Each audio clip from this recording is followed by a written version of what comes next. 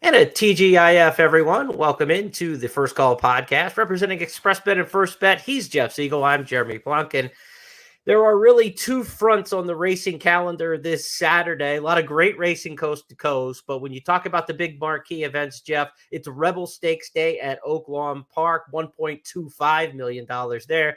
That's just a spit in the bucket to what they're giving away in Saudi Arabia, though, with a $20 million Saudi Cup and a big undercard to go with it. So you can be assured that those two places are going to be near and dear to our handicapping hearts this afternoon.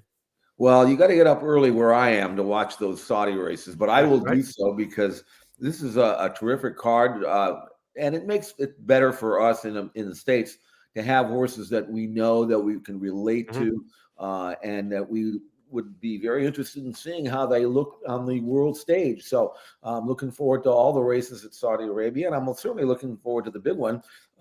We know the horses very well that will get most of the play. They ran in the Breeders' Cup last year. Been training some of them here at Santa Anita, locally based for us anyway. So I think it's going to be great. Good gambling. If you like a price, you'll get one. And then, of course, at Oaklawn, some pivotal races on the Derby Trail there. So great racing this weekend on Saturday around the world, not just in the States. Not just Jeff and I helping you handicap this weekend. We've got Michelle Yu on the ground. She's working the international simulcast for the Saudi Cup program. She's going to check in just a moment with her analysis of what she's seen training in the morning towards the Saudi Cup and an undercard player too as well. So be sure to hang around for that. And want to remind you that it's the final week of the Express Bet Beat the Host contest, now in its 19th season. One more chance to qualify for the Beat the Host championship round coming up in 2 weeks' time.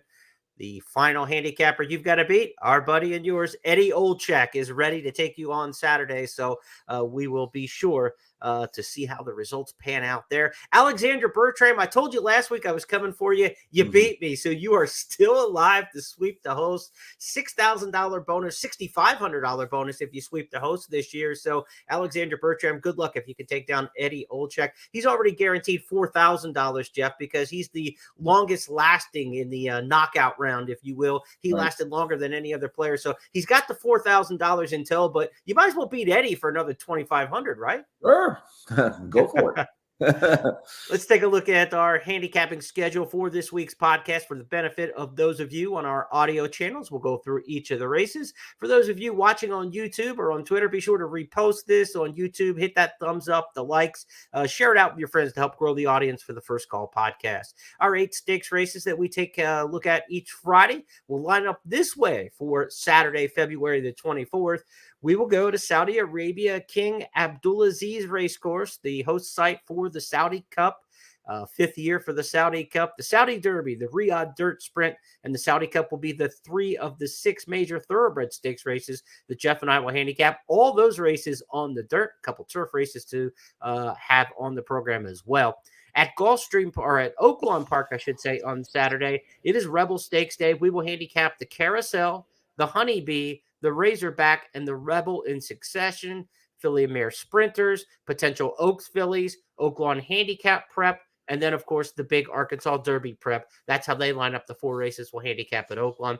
And then to Santa Anita, it will be the Santa Ana Stakes as we feature that race on the West Coast on Saturday. Want to remind you, good racing action at Laurel Park on Saturday as well. They're back with another big stakes weekend following up last week's General George and Barbara Fritchie. They've got the Miracle Wood and the Wide Country. Those are potential Preakness and Black-Eyed Susan local runners in that for 3-year-olds and 3-year-old fillies. And down at Gulfstream, the $125,000 Gulfstream Park Turf Sprint will be featured on Saturday. We already told you about Beat the Host. Costs just $50 to play. Check that out on Saturday against Eddie Olczyk.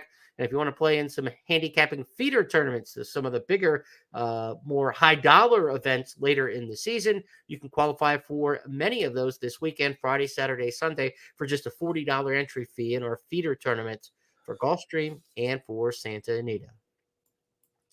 Okay, Jeff, let's take our handicapping game overseas right now. We're going to talk about the action in Saudi Arabia.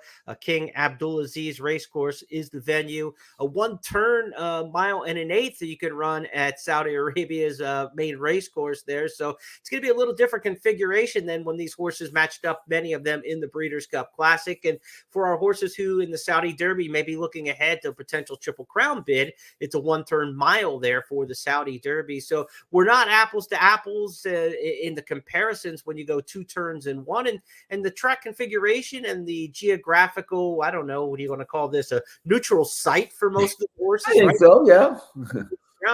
This changes up the handicapping equation a little bit. Yeah, it's interesting. And in the past, you'd get a Japanese horse, you'd kind of like, well, I'll believe it if I, when I see it, type of thing. But now that they've had so much international success, you look at a horse like Forever Young in the Saudi Derby, and you have to scratch yourself in your head and say, maybe this is a pretty good horse. It's hard to really know for sure, because you don't know how trustworthy the speed figures are, whatever you're dealing with. But visually, you can look at a horse like Forever Young and say, that's a pretty nice horse. He's 3 for 3 in Japan. All 3 of his races were won in dominant fashion. He's been a distance to ground. That's not an issue at all. He's actually won twice at a mile and an eighth. And then most recently in a mile. He's got speed, apparently, because what we see on video is something that tells us that he can be close up. So I'm really kind of interested to see how he matches up with an American horse named Bucum Dano, who is pretty darn good himself, 4 wins and 5 starts, mostly against state-bred company. But numbers-wise, he's fairly solid. He's not brilliant, but he's a pretty decent sort of horse. Right. So it'll be interesting to see how Forever Young matches up with Bucum Dano, the gelding coming in off a win at Tampa Bay. But from what I can see on video anyway, Forever Young is he's pretty salty cold, and I would expect him to show up with a big race. Let's go back to Kawasaki Racecourse for his most recent start. Forever Young on December 13th, winning for the 3rd straight time. As we head around that 4th and final turn, and now we're racing, heading for home. Forever Young starting to switch it on now with that lead over Eagle Noir. And Forever Young, forever in the lead here tonight. Number 12, Forever Young, the winner of the 74th Zen Nippon Nisai Yushun by a mile. Eagle Noir in there for 2nd. Santonore in there for 3rd. Number 12, Forever Young, making it look easy. 3 victories in a row, undefeated. The world is his oyster now. And that world goes to Saudi Arabia, and then perhaps the United Arab Emirates for the UAE Derby on Dubai World Cup night, and then to the United States. Yoshida Yahagi, the trainer, he's the D. Wayne Lucas of Japan. I mean, we've seen him with his style and his shades and come over here and win Breeders' Cup races. I mean, he knows the path and the routine to get over here now, and he's in the right hands. We're talking about Forever Young, who amongst the Japanese horses, if he can get through these next 2 steps, the Saudi Derby and the UAE Derby, he will be one of the most formidable international horses ever to contest the Kentucky Derby. But he's got to make the next step. He leaves his homeland for the first time, but the Japanese had so much success last year, winning 3 of the 6 races on Saudi Cup Day. You would suspect that unless Bucum Dano runs him into the ground, I don't know of anybody else in this field that you want to try to even kind of match up with Forever Young. He looks to be a standout in here.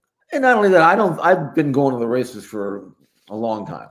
And I watched a lot of races. I don't think I've ever heard an announcer say that a horse won by a mile. That's pretty impressive. I don't know how that relates with regards to the racing form and the lengths that it went. Yeah, right. A mile, but I think it was 7 officially. But okay, yeah. But the bottom line is the best part of that race was the last part. I mean, he wasn't getting tired. He was like a train in the final 16th of a mile.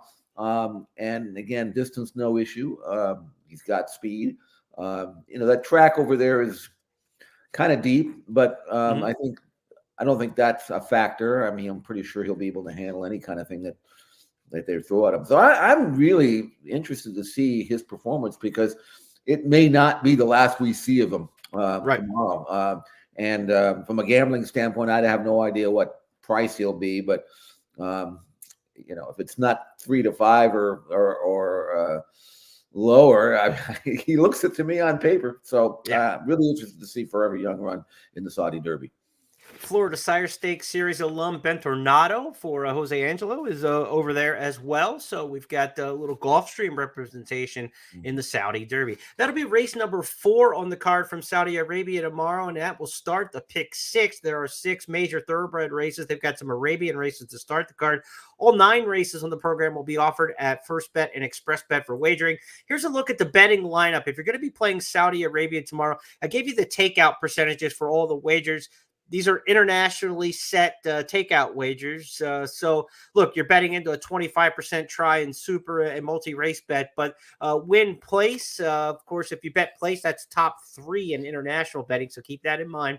So it's basically like win and show, as we would say here in America, but your place bets will be for, top 3 finishers. Good takeout there at 17.5%, the exact is in at 19%. Maybe the way that you want to lean in your wagering, if you're looking at the multi-race bets, again, pick 6 is a 50-cent minimum. That starts races 4 through 9. That will take you race number 4, which we just talked about, the Saudi Derby, all the way through the Saudi Cup. 2 pick 3s on the card, the first 3 of the thoroughbred races, 4, 5, and 6, and then the last 3, 7, 8, and 9. And then you've got a couple daily doubles starting things out in races 5 and 6, and again in races 8 and 9. So those are your wagering formats for Saturday's racing. You can bet it all with First Bet and Express Bet. And when you do so, we've got a $10 money back special when you bet with First Bet and Express Bet on all 9 races on the Saudi Cup Day card from Saudi Arabia. So up to $10 back in your account if your win bet in any race finishes 2nd or 3rd. So a little safety insurance as you bet those international races. If you want to go after Forever Young, you got a little bit of a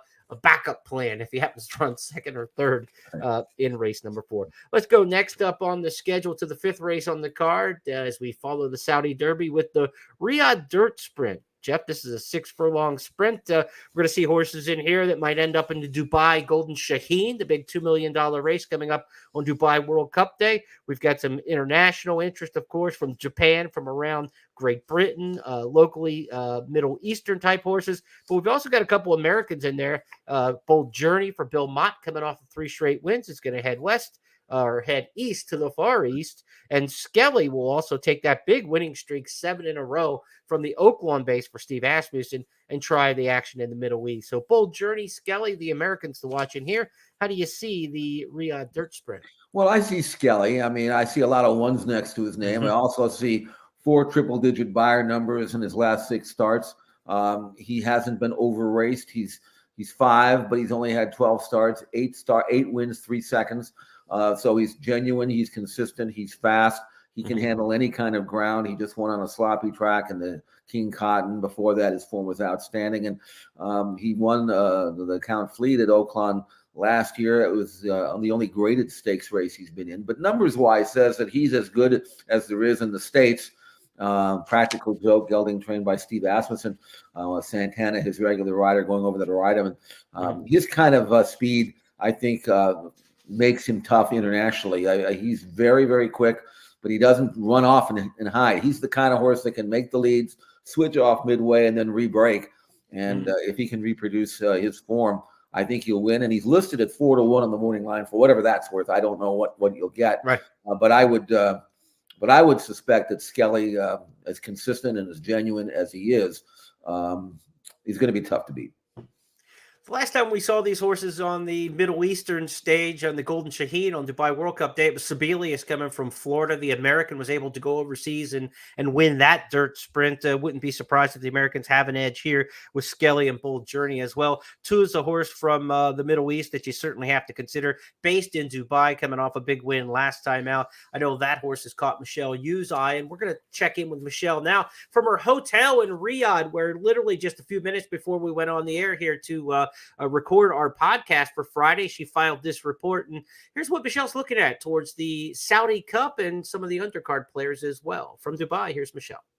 Saudi Cup Day coming up tomorrow, and of course I've been on the ground here in Riyadh. I want to tell you who has looked great training, and to me that has been National Treasure. He has been so full of energy in the bridle. He almost ran over me at the starting gates the other day after he was schooling, so he just looks sensational. Anyone that's been following White Abarrio, I was convinced that he was not going to be fit enough for the Saudi Cup off that layoff, but that last work at Santa Anita, which you can watch over at XBTV, was just chef's kiss. I thought he looked fantastic there, and I think he's going to put in a good account of himself. However, even though Dutro loves the one turn, I don't necessarily love the one turn for him.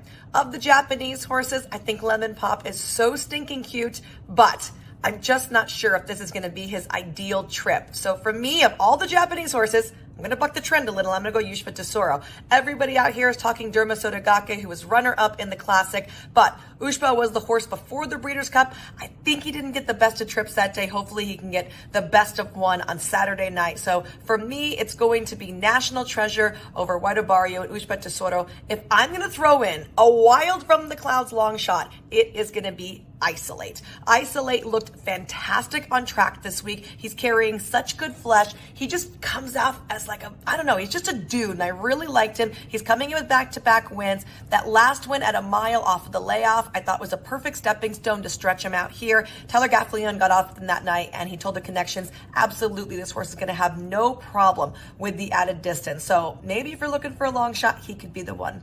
As far as the undercard goes, a couple horses looking good include Tuz for Bupat Samir. He is going to be going in the Riyadh Dirt Sprint, and believe me, that race is going to be stacked, and we have a couple of nice U.S. horses. Bold Journey for Belmont. We have Skelly for Asmussen, who's bringing in a 7-race win streak, but Tuz really, really impressed me in the mornings here. I think he should be really interesting coming off an 8-length score in the Dubawi. Good luck for everybody who's going to be betting the Saudi Cup this weekend, and we'll see you at home soon.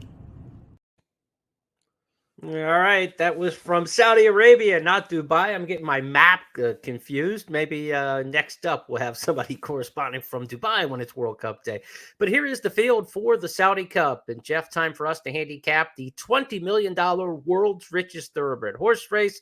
A field of 15 entered with an also eligible in Scotland Yard. He will go because number 8, Mishu Hariel, has scratched. So scratch the 8 and the 15 Scotland Yard will draw into the field. So field of 14 set to go. White Abarrio, the morning line favorite. Ushpa Tesoro, second choice at 4-1 in the international odds projections. We'll see Parimutuel and the World Pools, how this all shakes out when fans start to bet on this one. Saudi Crown, 10-1. National Treasure, the Preakness winner last year and winner of this year's Pegasus World Cup, at 8-1. You've got Hoist the Gold with American interest in here, 30-1 in the morning line. Of course, he won the Cigar Mile. Defunded, the former Bob Baffert trainee, who won the Hollywood Gold Cup last year, now in Middle Eastern hands, transferred, and he will run for the new connections, 12-1 in the morning line there. And of course, Derma Sotogake, he's the horse you and I both liked last year going into the Kentucky Derby. He's got a chance to make amends for a good second place finish in the Breeders' Cup Classic in his rematch with White Abarrio. What a fun, interesting race. You kind of take the Breeders' Cup Classic, you throw in the Dirt Mile winner and National Treasure and some more international intrigue. And this is one of the more exciting editions of one of these international races, Dubai World Cup included, that we've seen in many years on the dirt. Yeah, and the other thing about it is it's kind of a race within a race because there was so much speed signed on in this race, and it's a one-turn mile, which is actually good for the speed because they don't really have to be rushed off their feet leaving the gate.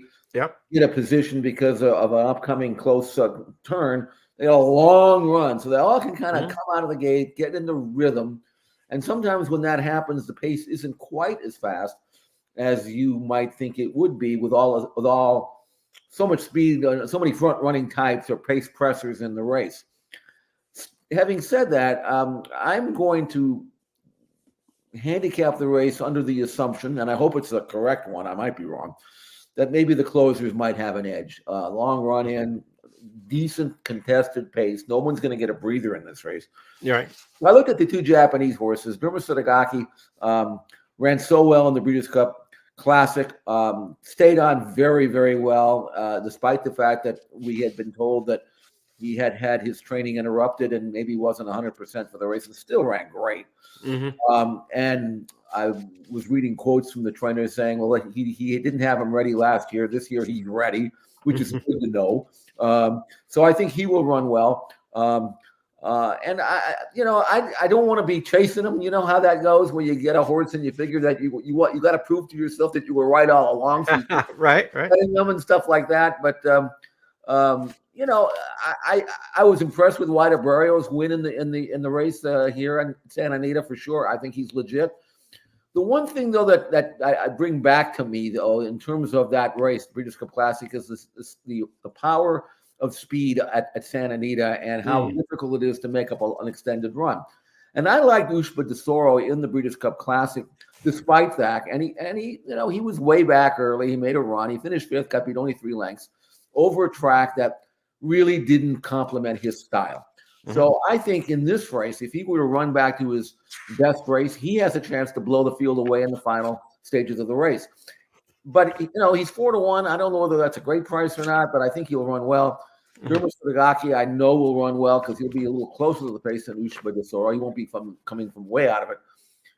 And I think the winner is going to be one of those two. I really do. I wouldn't be shocked if White Barrio reproduced his outstanding race in the Breeders' Cup Classic, but he's inside the speed. And I don't know, Jeremy. I'm much more interested, honestly, in watching this race and evaluating than actually gambling on it because there are so many factors in here that I'm not really don't have my thumb on that nothing really would surprise me. But I do believe that the 2 Japanese horses are going to run really, really well. And if they're middle prices, maybe I can play them both. Japan won the race last year with Panthalassa. In fact, 4 of the top 5 placings in this race outside of Country Grammar, the top 5 was all Japanese last year in the Saudi Cup. So Jeff's taking the 2 Japanese horses who do get the pace set up, right? We know they went fast in the Breeders' Cup and that carried at Santa Anita. We will see if that carries in Saudi Arabia. Let's give you a chance to go back and look at the Breeders' Cup Classic in extended replay here because you're going to see right off the bat, Saudi Crown's right into the mix, White Barrio's right into the mix, all the main players that you're kind of seeing back here on Saturday, right up into the mix of the Breeders' Cup Classic. And of course, the 2 Japanese horses will make their run in the race as well. So here's the Breeders' Cup Classic, Larry Comas from last year. 45.73 was the half mile for Arabian Night, who leads it by 3/4 of a length. Saudi Crown on the outside second. White Barrio continues to stalk the top 2 as they race for the far turn. Derma Sotogake has come under pressure. So too Zandon. They're both being asked to run, as is Ushba Tesoro, and he's 9 lengths off the lead around the far turn. Arabian Night. White Barrio circles up on the outside. Saudi Crown all out between those 2. Then it's Derma Sotogake. Ushba Tesoro is beginning to move on the outside, but work to do as White Barrio and Arabian Night turn for home together in the Breeders' Cup Classic. White Barrio has taken the lead. Arabian Night gives way. Derma Sotogake and Ushba Tesoro are trying to close the gap, but it is White Barrio and Brad Ortiz, and they have won the Breeders' Cup Classic over Derma Sotogake. Roxy came late, was in a photo for third with Arabian Night in 2:02.87 seconds. It's White Barrio. We talk about the layoff with horses, coming out of the Breeders' Cup to this race, not that far of a distance of a layoff. But when you look at Derma Sotogake, Jeff, and you look at White Barrio, both those horses were kind of coming off layoffs into the Breeders' Cup, right? I mean, Derma Sotogake had not run since the Kentucky Derby. White Barrio, they laid off from the Whitney. They just said, we're shutting it down after Saratoga. No final prep there. So basically for White Barrio, this will be the second race since August. For Derma Sotogake, just the second race since May. These horses are absolutely going to not be over the top. It's a matter enough if they're fit and ready to go. And I can't imagine with $20 million on the line and the trainers we're talking about with these 2 world-class horses that they won't be fit and ready to go. So they should be at their peak is what I'm saying, is the fact that they're not over-raced. This isn't an afterthought.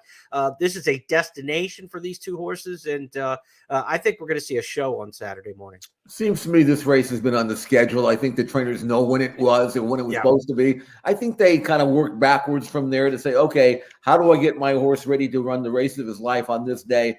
These are good top world-class trainers. They know what to do.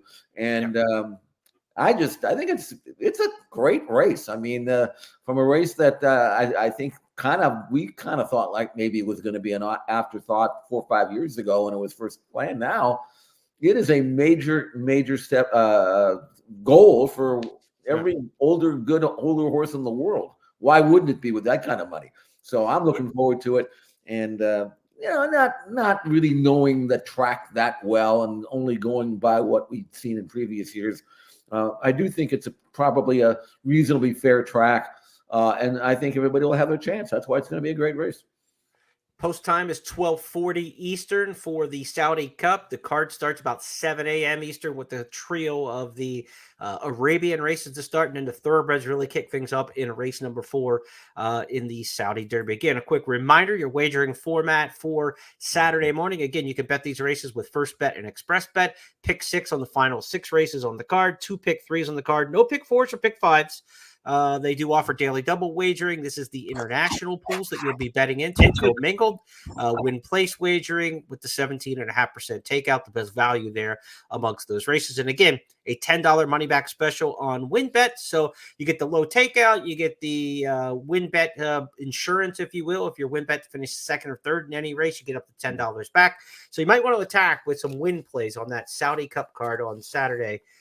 From the Middle East. All right, let's move on to our domestic races on Saturday, where Oaklawn Park has Rebel Stakes Day and a big series of undercard stakes races to go with it. We're going to look at 4 races in succession on the card, races 8, 9, 10, and 11, I believe they are. Let's start with the carousel in race number 8, Jeff Siegel. This is a race where 3 of the horses come back out of the American Beauty Stakes, but none of the main players out of that race. So are we looking for somebody fresh to the Oaklawn scene, perhaps? I am. I looked at Mucho Macho Girl, filly who has never been in a stakes, but she's only had 4 starts, 3 wins. Numbers are very solid. I like her style in the sense that she doesn't bust out there and open up and hang on. She kind of presses the pace and then gives you a second move, kicks on with it. I love her work pattern since her most recent win, which was in early January at Fairgrounds. She won an overnight race there with a very strong 86 buyer number, which is probably good enough to beat this field. And I don't think we've seen anywhere near the best of her for Dallas Stewart. So based on her work pattern, her style of running, her numbers, and her potential with only just the 4 starts so far, I think Mucho Macho Girl, to me anyway, is the one to beat. And she comes in from Fairgrounds. Again, we've talked about this in some of our other handicapping podcasts, but January was a rough time to be at Oaklawn Park, where they missed 11 days of training during the month of January. So a lot of those horses got behind the 8 ball. Those shipping in from out of town, whether they came from Turfway, Fairgrounds, other places, have had a lot of success at Oaklawn over the last several weeks since they got back into running. At some point, those other horses who missed some of that training time are going to be all caught up. But until you start to see, them assert their local dominance again, it's not a bad idea at all to take a look at the shippers. You've got one in Mucho Macho Girl. Now, we can't just give one horse out for the Oaklawn races on Saturday, Jeff, because we've got a special promo called the Exactathon. If you could pick 6 exactas, races with 6 exacta winners out of the 12 on the card, you're going to share your take on $20,000 in cash. And the person who picks the most exactas, the races with the most exactas picked correctly at Oaklawn on Saturday, is going to win $5,000 in cash. So there is 25,000 good reasons to play the exactas on Saturday at Oaklawn Park. Now, again, if you're looking at these kind of hit and split things like we did last week at Fairgrounds on Risen Star Day, the $25,000 hit and split for the late pick 5 was only won by 11 players.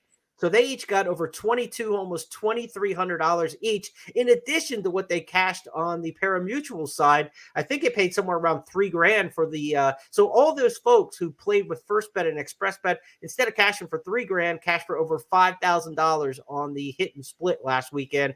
That's just free money that we're giving away. So it's a great promotion. Same sort of thing here. It's a hit and split, if you will, when we look at the Exacta-thon coming up on Saturday. Now, you have to hit an Exacta in 6 to 12 races races. That doesn't sound easy, but you can play as many combinations as you want. So if you have a 5-horse exacta box, or you've got a chalky exacta in one race, it's all the same. Just get one and survive. And you're trying to get 6 during the course of the 12 races. You got to hit in 6 different races, not 6 total exactas. You need an exacta in 6 different races. So Jeff's got you with Mucho Macho Girl. I'm going to throw in Zeitlos as the other horse I think you want to look at in this Carousel Stakes. She's coming off a nice win at the meet. I think it sets up nicely for her. She's got a little bit of a closing kick in a race that's got a lot of speed. Asmussen trains that daughter of Curlin, Tyler Gaffleone, in town to ride for some of the bigger races. We'll pick up the mount here in the Carousel. So maybe Mucho Macho Girl and Zeitlos, a way to start off the exactathon.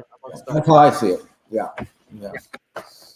All right, let's go to the Honeybee Stakes coming up next. The Honeybee is the prep for the Fantasy Stakes, which is on the Kentucky Oaks Trail. A filly that's been in a lot of races. She seems to scratch and find the right spot to run. West Omaha. She was going to run on Springboard Mile Day at Remington Park in the Trapeze. They scratched out of there with a medication snafu. Then she was supposed to run back last weekend at Fairgrounds in the Rachel Alexandra. They scratched out of that spot to run here in the Honeybee. So they're being selective with where they put her, but everything they've done is pretty much come up roses. She's won 2 easily. She's 4 for 4 in the money. What do you make of West Omaha for Brad Cox, who's going to be, I think, a pretty solid favorite in the Honeybee? I mean, she's clearly the one to beat. I mean, she should be a short price. I've seen her run on video, and she looks great on video. She got that. She has the tactical speed to lay close as wherever you want her to be. She can stalk, and then when you ask her to run, she quickens like a good filly. Right. I like the fact that every race that she's run, she's made a forward move numbers wise. I mean, the only thing that kind of I'm surprised at, this is going to be her 5th different rider. I don't know. Yeah. If I were on her, I'd want to stay on her or do everything I could. But she's the one to beat. There's no doubt about it. And you have to put her on top. But the one that caught my eye was Band of Gold. I'm really hesitant to say anything definitive about any performance that's accomplished over and off track, unless I know it's going to be an off track. I have no idea what weather the weather's going to be at Oaklawn. So whether or not Band of Gold is just nothing more than a mud freak. She was 24 to 1 when she won the Martha Washington, but she is a daughter of a preservationist, and he was one of my favorite horses, and he's going to get a good horse. They're going to be developing late. They're going to be long distance stretch running types, which Band of Gold apparently is. And she did win on fast ground at Churchill first time out. So maybe the track didn't move her up. Maybe she's just getting good. She certainly left her previous form behind. How about this? She earned an 86 buyer number in that win, which is faster than anything West Omaha's ever earned. So if it wasn't the off track and she's going to be a decent price, to me, Band of Gold has to be considered somewhere on your ticket. 6-2, maybe the way we go in the exactathon. 2-6 is you've got 2 options there with West Omaha, the favorite, and Band of Gold. Let's go back to that Martha Washington. Matt Dinnerman picks her up, and she finishes strong. As they come off the turn, Band of Gold trying to get into it. She's 4th, 4 behind. Denim and Pearls asked for her best and kicks on to the lead. She opens up a length and a half. And second tap at Janali. Neon Beach between them. Band of Gold continues to come charging. And here's Band of Gold for the upset. Band of Gold and Brian Hernandez Jr. to the lead, soaring away to win the Martha Washington Stakes. That's what a $50 winner looks like. She was 24 to 1 that day. Kenny McPeak's having a great meet at Oaklawn. He's already won, 15 plus races, over 20% wins, and a nice week for Kenny because he picked up his 2000th career victory the other night at Turfway Park. So congrats to him. Band of Gold won to watch in there. And Jeff, sunny and 68 Saturday in Hot Springs. How does that treat you when you're saying about the weather for you? I'm glad because I want to see those races run under dry conditions, so nobody has an excuse. Everybody has a chance to reproduce their form, and then maybe the results will be a little bit more definitive than we have when we got a messy track and we have no idea if it was the track or the horse that really won the race. Brad Cox had the dominant filly last year, Wet Paint, if you remember, on the series towards the fantasy stakes. She really ran roughshod over the folks at Oaklawn. We'll see if he continues it with West Omaha, or maybe Kenny McPeak continues his role with Jeff's top pick in their Band of Gold. Next up at Oaklawn, we're going to have horses prepping towards the Oaklawn Handicap. It's the Razorback. I made this the Express Bet Race of the Week, not just because it's a $600,000 purse, because when you go through this field of 13, you're going to say this is not a $600,000 field. But what you will say is there's no standout, and it's a great gambling race. And so while they're running for a very inflated purse, you can understand why. We talked about the Saudi Cup, just to get on a little aside here, how the Saudi Cup is kind of like started maybe as a novelty, we thought, but how dominant it's become as a race. It has really changed the international handicap division too. I mean, when you think about the U.S. races, it's had a major impact on the Pegasus World Cup in January. It's had a major impact on the Santa Anita handicap. Races like this, like the Razorback, 600,000. You've got the best horses in the U.S. heading there for 20 million. 600,000, a million, 3 million in Pegasus. It just doesn't stack up to 20. And you understand that connections want to run for that kind of once in a lifetime money over in Saudi Arabia, but it has definitely had a trickle-down effect. And so horses that would have been going to Santa Anita or to the Pegasus or another big race around the country in the handicap division, if they go to Saudi Arabia, now those other races have openings. So those second-tier horses might move up to the first-tier races. And now the second-tier race, like the Razorback, ends up looking like a listed stakes. And that's kind of the way this field is. But it's a good, deep cast in here, and it's going to be a good betting race. It's a handicap race, which we don't have many of. Mm-hmm. And here's the funny thing about this. The high weight is 118 pounds and the low weight is 115 pounds. So yeah. Exactly, go out and take a stand here in terms of the weight. Right. But the funny thing is, Jeremy, this race looks like they could make it equal weights and it would be just the same. Yeah, it may look a lot like that on the tote board, right? I mean, there may not be a lot of top-end horses and a lot of bottom-end horses. You could very well get a 7-2 favorite in this race.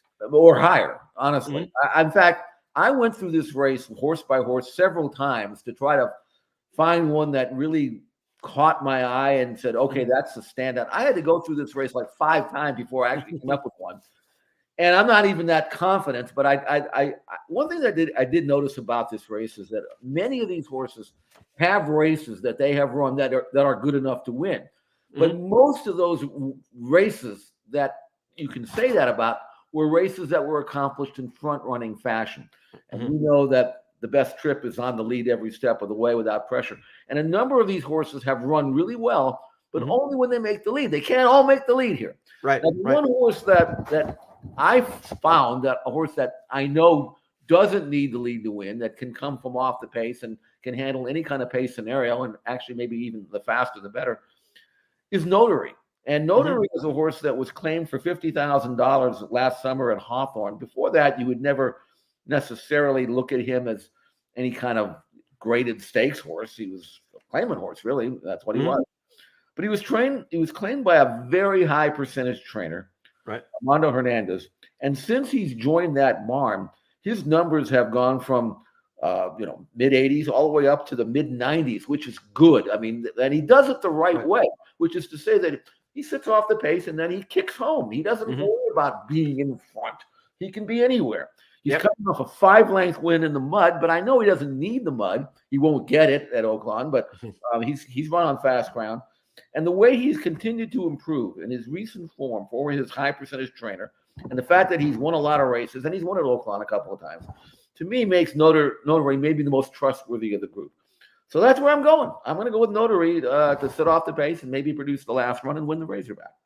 I agree with you. He's one of the 2 horses in this race that I'm using on top in my wagers, the 11 Notary. He's coming off that win in the slot that you talked about. Let's give the fans a chance for a look and listen at that one with Matt Dinnerman.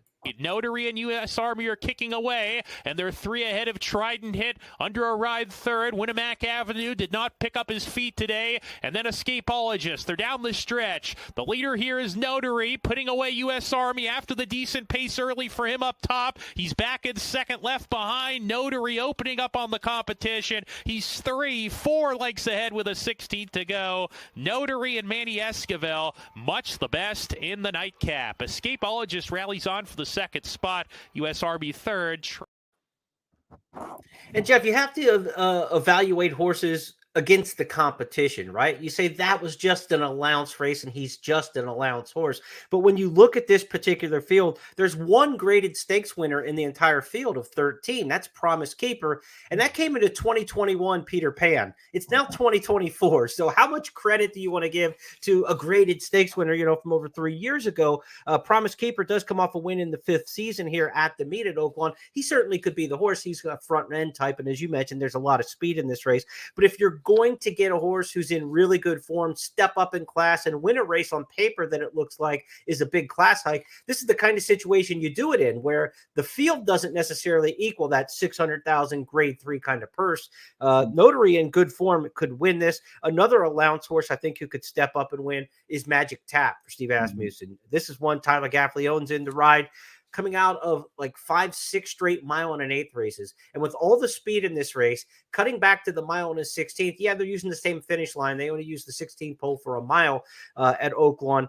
But I think just the general tendency of a mile and an eighth versus a mile and a 16th is for those races to be run at a different kind of tempo. And this race is going to be run extremely fast at a mile and a 16th. So I think that natural cutback is just going to force Magic Tap to be a little bit farther back and have the field come back to him once they start tiring. So I think that horse is going to default into a very good trip. And Notary, with his running style, is going to get that exact trip you're talking about. The 8 Magic Tap, the 11 Notary, those are the two horses I'm keying on top in all my exactathon plays in race number 10 at Oaklawn, the Razorback. And in a race where you probably could end up 6-7 deep if you really had to for a multi-race wager, I would just try to get by with those two. I would go too deep in that particular situation. And I like they both have good running styles. So if it sets up, then you've got two horses that have a chance to punch, and they're going to get the setup.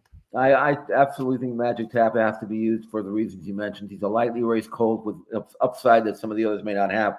One other point I want to make up is in trying to evaluate Notary's last race. He took U.S. Army by the throat and put him away. U.S. Army was coming in from Remington, where he had won his last 2 races by daylight. The most recent race was that with a 98 bar number. That was a very sharp, talented horse that he disposed of, and he shrugged him off like water off his back. So that tells me that Notary is more than ready to take on this group. And Magic Tap, because of the upside that he has, pedigree-wise, his form last year, decent 4th in the Pennsylvania Derby. He's got some form that I like. And as he pointed out, he's got the style that's going to be complemented by the projected race flow. So I think those are the two. Time now on the First Call podcast to preview the big Triple Crown prep of the weekend. It's the $1.25 million Rebel Stakes from Oaklawn, local prep towards the Arkansas Derby, Kentucky Derby, qualifying points on the line. And we've seen these Oaklawn horses have a lot of success at Pimlico and the Preakness, and of course to the Belmont Stakes Series all throughout the Triple Crown. So the Rebel Stakes, a very important one with a field of 13. And we've got a headline runner in here, Jeff Siegel, named Timberlake. He's 6-5 in the morning line, coming off a 3rd place finish in the Breeders' Cup Juvenile, but he's probably best known in his stakes wins for his Champagne performance last year in New York. Partner challenged now by Timberlake on the outside. Fierceness is 3rd, 3/4 in 1, 10 and 2.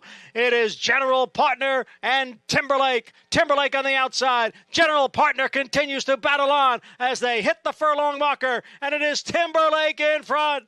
General Partner back running in 2nd. Dancing Groom moves to 3rd. It is Timberlake who's going to win the Grade 1 Champagne, and he drew away at the end to win by 4. 4th in the Breeders' Cup Juvenile last time. Timberlake will make his 3-year-old debut. He's a son of Into Mischief. Jeff, how does he stack up with these? Well, if he shows up with that race, he's going to win. That was a terrific race in the Champagne. But again, it's a different condition. A 1-turn mile over a wet track. So he has to prove that he can do the same on fast ground. I've always liked him, but he's never been one that I can trust. Now, the first time out, he was even money. He was supposed to win his debut at Ellis Park. He was all the rage. He's the next champ. Couldn't find him. He finished 6th, by beating 15 lengths. He didn't break that well, but he certainly did not run anywhere near what they thought he was going to come back. So what they thought he was going to do. He comes back in his next start. Again, they hammer him off the board. He's 6-5. This time he shows up. And if you want to have a treat, go back and watch that maiden race at Ellis Park. And he looked like a superstar. He won by 9. It was a jaw-dropping performance. On the basis of that, he to me, he was the gamble of the year and the hopeful. I mean, how does this horse lose the hopeful? Not only did he lose it, but he went from an 87 Beyer number in his maiden win to a 69 Beyer in the hopeful. So he ran down to their level. They didn't beat him. He just didn't show up. So that's 3 races now, 2 of which he doesn't show up, and 1 he looks like a great horse. Comes back at his next start, and he wins the Champagne, the one we just saw. I mean, he beats a good field. I mean, he did it the right way. He earned a big number, a 93 Beyer number. So on the basis of that, he's 3-1 in the Breeders' Cup Juvenile. And then in that race, he finishes 4th, gets beat 8 lengths. He didn't run that well. I mean, I'm not saying he could have won or should have won, but he should have run a little better than that. Yeah. I don't know what to make of him. I know he's got a tremendous amount of talent. I'm looking at the work tab at Fairgrounds. I don't see the works myself, but I look at it. It looks very impressive. It's a little light, but I don't think Brad Cox is sending him out here short. I think he's leaving. Right. I think he's leaving a race, or 2 in him, but he's had him fit enough to win. I want to see Timberlake show up and do what he's supposed to do and run like he's supposed to run. If it's not him, if he decides I don't feel like running again, then I'm interested in Dematic because we made him a future star. And he's got that. He's a gun runner. He's got that progressive that I like. He's putting blinkers on. I'm not sure why, but I'm sure Steve Asmussen has his reasons. And another horse that looked really good visually last time out, but again, a sloppy track. Did that move him up, or is he just getting better? So I think those are the 2 I'm going to focus in on. But I hope Timberlake shows up and runs his best race because I know on his best day, he's among the best in the division. From a gambler standpoint in this race, I don't want to take the short price. The last thing I saw from that horse wasn't as good as people thought he was. So he's got to show it to me. And he could win this race, and I think he's a legit top 15 kind of Kentucky Derby prospect at this point based on some of his 2-year-old form and where he ranks with some of the others in the crop. But he's got to show it now at 3. We don't know what we're going to get. And at 6 to 5 in the morning line, and quite frankly, may go shorter than that, even with the big field size in here.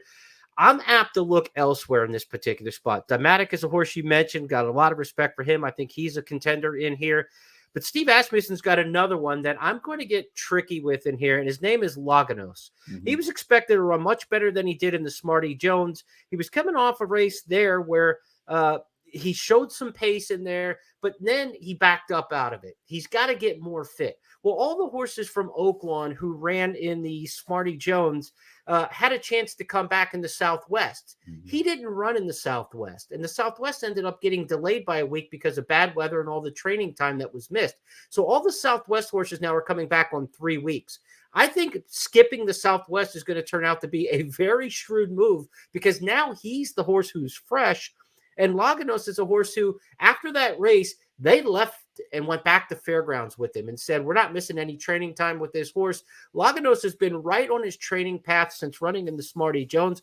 I don't think this race has got an absolute burner type pace to it. I think it's just moderate. And I think Laganos is going to be up near it. Keith Asmussen, the jockey, the son of Steve, coming off a big 4-win day last week, and he's riding as well as he has at any point in his young career. Confident, maybe a little family move in here. Laganos is 20-1 in the morning line, Jeff, and I'm going to take a stab in here. He's my pick and countdown to the crown, and he's going to be my gamble in this race. Is he the best horse among these 13? No. But you've got horses like Just Steel drawn way outside in the 11 hole again for D. Wayne Lucas. Tough as nails, but a tough post. Time for Truth is a horse we had as a future star off his debut win for Ron Moquette. He's got a lot of ability, but he's got 2 6-furlong races and now comes out of the 13 hole. That first turn's going to come up on him faster than anything he's ever seen coming out of those 2 6-furlong races, and that's tough. So if the 11 and 13 are compromised by the posts in here and some inexperience from the outside runner, Dematic, Laganos, the 2 horses for Asmussen, the 6 and the 9, to me, those are the 2 places you're going to try to beat the favorite in here. He's going to be tough to beat, but I think 4 to 5 is what we're going to see on Timberlake. I'm going to try to do it and take a little stab in here. And if we can get 20-1 on Laganos, he was only 3-1 in the Smarty Jones. Maybe we get a bounce back. The funny thing is that you mentioned Timberlake and the gamble at 6 to 5. If he wins the race at 6 to 5 or even money, do you really care anyway from a gambling standpoint? I mean, what have you missed out on? Yeah. So I'm interested from a fan standpoint to see if Timberlake is as good as I thought he was, and if he is, he beats me. Do I care? No. But Dematic, to me, with the blinkers on, that's an interesting move here for Asmussen. And I understand your reasoning with Laganos, the Canteros colt, who could be forwardly placed and maybe not necessarily in front. He didn't win his allowance race in front. We know he doesn't need it. Right. So we'll see that. And then Dematic with the blinkers and the improving pattern and the pedigree and all that other stuff. To me, he's 8-1. I can live with that. Yeah. So we'll see what happens in the Rebel and whether or not we have a kind of a performance from anybody in this race that puts them right into the first flight, the first group of Derby prospects. Let's take our two Asmussens and make an exactathon out of it. You and I in there with a couple prices. Dematic and Lagados in the Rebel Stakes will be our picks on Saturday. Okay, time for our final stakes race on the podcast today. It will be from Southern California's Santa Anita Park, where it's the Santa Ana Stakes. 1.25 miles on the turf. They start on the downhill course, come down the hill, make one lap around. These are fillies and mares, grade 3, the older distaffers in the filly and mare turf division. Jeff, how do you see this one shaking out? Well, Linda's Gift has really gotten good since coming to California for Richard Mandela. I'm not sure it's necessarily because of the trainer change. She had been George Weaver back at New York a couple of years ago and wasn't all that. But she is a daughter of Arrogate. They tend to get much better with age, and as he did. And Linda's Gift has now gotten to a point where she's among the very best, if not the best, older grass mares in California. She won her last 2 starts. The red carpet over 1 mile and 3/8 of Del Mar. She did that gate to wire, came back and won the Astra at 1.5 mile gate to wire, but she's not a need to lead to win. Back in her younger days, she could certainly sit off the pace and make a run. And I don't think she's going to be in front in this race, even though they're backing up from 1.25 miles. It's still not going to be a fast pace. I would imagine Leisure Wear will be in front. But Linda's Gift can sit on the outside, just kind of prompt her, use her as kind of a target, and then go on with it. And the way Linda's Gift has been running, her numbers are rising. She continues to train well. I know she's 5-2 in the morning line. I could live with that. So I'm going to go with Linda's Gift to continue her winning ways and continuing her rise up the ladder. Let's take a peek back at her win in the Astra. Quarter pole, Yarborough between horses, Lakota Spirit at the rail, top of the stretch, and Linda's Gift goes on, leads by 2. Musical Rhapsody in the center of the course. At the rail, it's Leisure Wear in third. They're coming to the 16th pole, and it's Linda's Gift by 3. Musical Rhapsody clearly into second and finishing well, but no one's catching Linda's Gift today. Linda's Gift dominates the Astra. Musical Rhapsody second. Duvet Day belatedly for third in front of Lakota Spirit and Leisure Wear. All right, so Jeff's final gift on the show is Linda's Gift in the stakes race on Saturday, the Santa Ana from Santa Anita. That's going to wrap up our handicapping podcast. We'll be back on Tuesday on It's Official, where we recap a big weekend, of course, international and Kentucky Derby intrigue. In fact, international Kentucky Derby intrigue when you look at the Saudi Derby and what we might see with Forever Young, and then the Rebel Stakes here stateside, and that huge clash in the $20 million Saudi Cup. Can't wait to see how that shakes out on Saturday morning.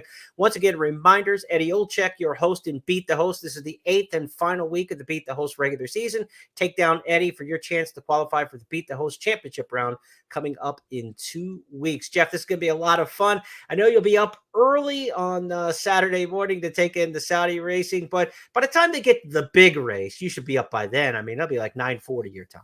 Well, the DVR will be up, at least for the Arabian races. I don't have a high degree of interest in the first 3 races, but I'll be up for when the thoroughbreds start running. I'll be up and watching, and I can't wait. It's going to be a great day of racing, and not only early in the morning here in Southern California, but then in mid-afternoon as well with the Oaklawn races. That's going to be fun, and then I'll be out at Santa Anita later in the day for the big races, the main races at Santa Anita. So it's a great day of racing. Can't wait for Saturday. If you need me, I'll give you a call bright and early on Saturday morning. I'll help a brother out. If you no, I don't need you. That's okay. I'll get up when I feel like getting up. On behalf of my partner, Jeff Siegel, hopefully he gets some Z's Friday night into Saturday. I'm Jeremy Plonk. Have a great weekend. Good luck in playing the races all around the country and around the world coming up this weekend. We'll talk to you Tuesday.